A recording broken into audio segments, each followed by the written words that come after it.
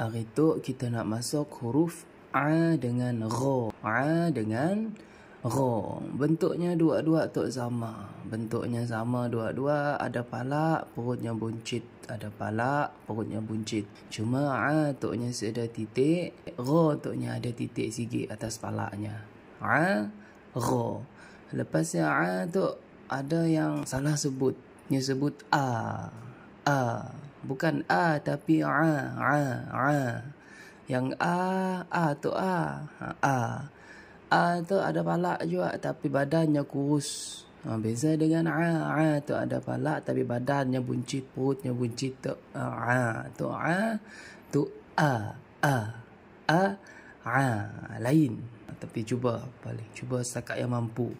A. Ra. Yang tu A. Okey, kita baca sama-sama. A, Ra. Ra, A. Da, Ra, Va. A, Ta, Ra. Tha, A, Za. Ja, Ra, Va. Sa, Ta, A. Ha, Ra, Za. Sha, Ra, Ta. Sa, Ra, A. Za, Kha, Za.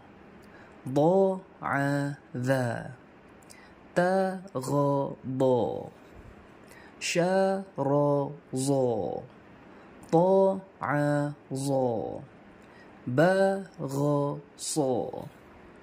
A, Ba, Ta, Tha, Ja, Ha, Kha, Da, Dha, Ra, Za.